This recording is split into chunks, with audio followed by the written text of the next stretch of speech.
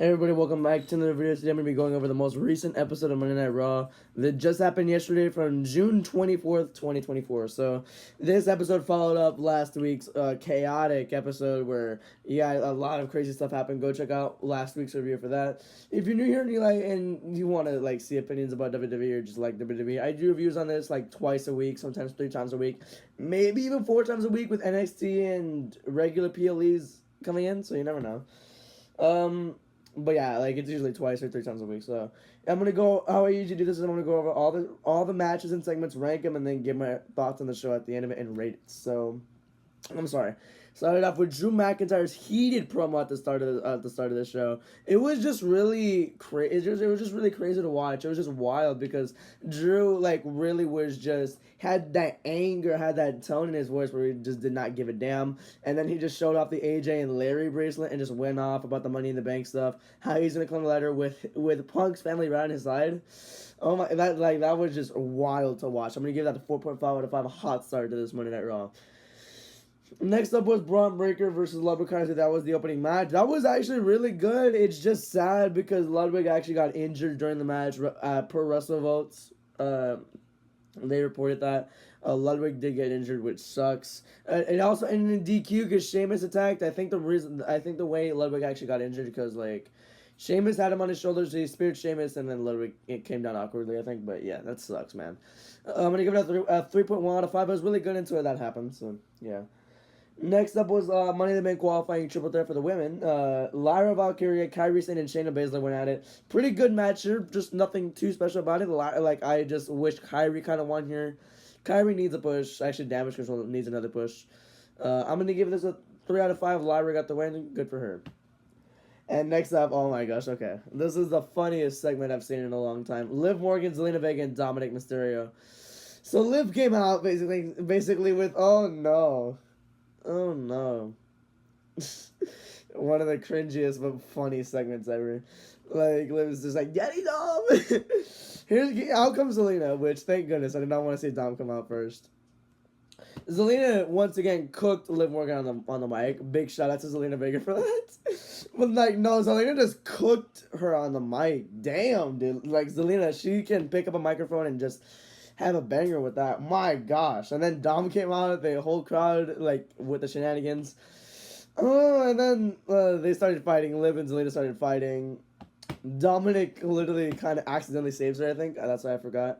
Rey Mysterio comes in, and Dom tries to kill him, so yeah, that's why Liv says, my hero, Dominic Mysterio. Oh, no. I feel horrible for Dom right now, but I feel like he's enjoying it quite a bit.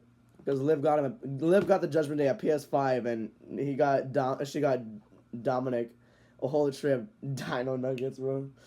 Oh gosh, I'm gonna give that segment a 4.2 out of 5. That was wild. Next up was another Money in the Bank qualifier, this time for the men. Braun Strowman versus Bronson Reed versus Chad Gable. I'm really surprised Chad Gable got the win. I wanted to see what... I was interested in seeing a Bronson Reed win. I knew they were going to try and kill Strowman. The Judgment Day were going to try and kill Strowman during this match. I knew that the Judgment Day were going to try that, so he was off the table. I was anticipating a Bronson Reed win, but Chad Gable got the win off a moonsault, which is not really his finisher. Which is actually pretty sick. They took Strowman out of the equation, and then Chad Gable did that moonsault, got the win. On nothing else happened. Oh wait, something did. I gave the match a 2.7 out of 5 because there was really nothing much. But then lights go off. The Shatter song starts playing on piano, just the piano part. Out comes Nikki Cross or Abby the Witch. I think it's Abby the Witch. I have no idea. Or Sister Abigail. I have no idea. She brings a package over to Michael Cole because Pat McAfee wasn't there. He actually wasn't there because of emergency issues, so hopefully he's all right. But they're gonna play that storyline actually really well. So she brought a package to Michael Cole. It was really intriguing. I'll touch on that later on. But yeah, next up was the Unholy Union versus Kaden Carter and Katana Chance. That was okay. 2.5 out of 5. I don't like these meaningless tag matches just to get a segment in. If Ricochet was still around here, they'd just probably put him in a random match with someone and they'd have a banger. 5-star classic. 2.5 out of 5. Next up was the very interesting segment here. Damian Priest, Seth Rollins, and Gunther segment. It's mostly started off with Damian Priest basically talking all that about Rollins, like how he's the person that How about Seth is a person that Damien never wants to become. Out comes Seth. He brings in the stipulation: if Seth wins, Damien has to leave the Judgment Day, which I have a big feeling Seth's gonna win now. If Damien wins, Seth can never challenge for the World Heavyweight Championship again, as long as Damien's a champion. I think Seth's winning 100%. Because like, I don't know, they're really now. Ever since like what, July of last year, they've been building this Judgment Day breakup or this Finn and Damien feud for a long time. This is the part where they're gonna finally execute on it. I feel like this is the ending to Money in the Bank. I feel like this is it right here. Seth does a stomp, or instead of helping him, Finn just stands there, and then Damien's pissed at him, and then they just split. So I'm really intrigued to see how that works. That's how that's gonna work. I give that Gunther came out. Gunther returned actually. Gunther hasn't been seen in a while. Gunther returned, so yeah, it was pretty sick. And Gunther just reminding them at SummerSlam he has a ton of shots. So I'm gonna give the whole segment a 4.4 out of 5. Pretty good. And then next up, I didn't include it in my list here, but there was the whole Vignette or video, just videotape. So what was inside that package that was sent to Michael Cole was, I thought it was McAfee's head for a second, for a split second, because everyone on Twitter said so. It was a VHS tape, which Michael Cole said, "Kids, this is a VHS tape. We used to use these." It was funny. But inside was a VHS tape. They took it backstage. They played a video. We're going serious now. It shows Uncle Howdy literally just talking, and then you hear the question, "How did you feel when your brother died?" It shows Bo Dallas, like, ask himself. It shows Bo Dallas, and it just shows we were supposed to rule. We were supposed to do everything. I was supposed to do everything with my brother, but once it got taken away, I got taken away. Once it got taken away, like, my whole enthusiasm, my whole dreams got taken away. It's like everything's gone. No one on earth knows how I feel. That one was one of the most emotional videos I've ever seen. One of the most emotional things ever. They're already doing so well. That was Bo Dallas' best promo of his career. That was his best promo ever. Like, the way they executed on this, like, it was just so... I almost cried because of it, because that was just so powerful, so emotional. The pain that Bo Dallas has. And Uncle Howdy asked him the question, "Are you going to exploit your brother's legacy?" And that one just really hit, like, because you never know how this could work. It just... like, it sank in. This was a powerful VHS thing. It was just so deep, so genuine. The genuine feelings that Bo Dallas literally had after Bray died. Do you want to continue this legacy? How do you feel? What's wrong? My gosh, man. Like, that was just a deep segment. I didn't include it in my list here of segments, but damn, that was perfect. Not even 3 weeks, not even a month in, where they're already just doing super well with how they're handling the Wyatt Six. So... wow. Next up, we had Kofi Kingston versus Karrion Kross.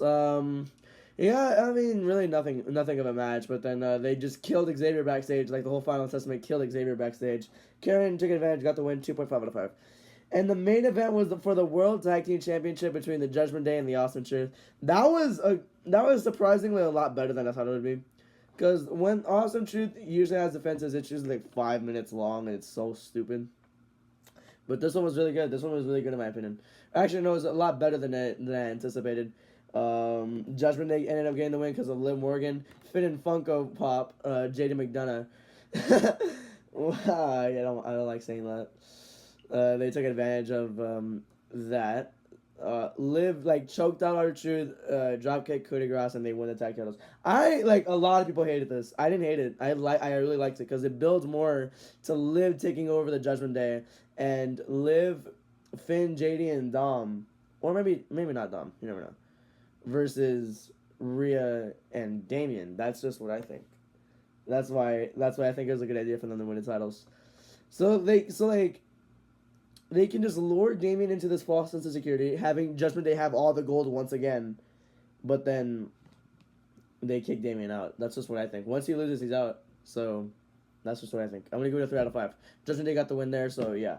If I had to rank all these, number 1, the best segment of the night. Obviously goes to the Uncle Howdy video, but I'm not going to include it on here because that was not really an actual segment. Drew McIntyre goes number 1 though. Damian Priest, Seth Rollins, and Gunther goes number 2. Liv Morgan, Zelina Vega, and Dominic Mysterio goes number 3. The best match of the night was Ludwig Kaiser versus Braun Breaker. And number 4. Number 5 is Lyra, Kyrie, and Shayna. Number 6 is the World Tag Team Championship. Number 7 is Braun Strowman versus Bronson Reed versus Chad Gable. Number 8 is the Unholy Union versus Kenny Carter and Katana Chance, and the worst match of the night was Kofi Kingston carrying Cross. This was a lot longer of a review than I thought, but I just had to explain all my feelings for that one video there, which was wow. I'm like just thinking about it now. I just want to tear up a little bit, but yeah. This show it followed up like it's not as good, but it's actually like really good. It was a really good episode of Raw in my opinion. I loved it a lot. Basically, it followed up. I followed up the generational episode last week. It followed up really well. I'm gonna give it a 4.5 out of 5. It was really cool, really good in my opinion. So that's gonna do it for this video. Thank y'all for watching. I'm sorry I stuttered a lot there. I'm sorry I fumbled my words a little bit, as well. It's just like I don't know. I'm sorry. I you should get used to it. I'm sorry. Thank you for watching.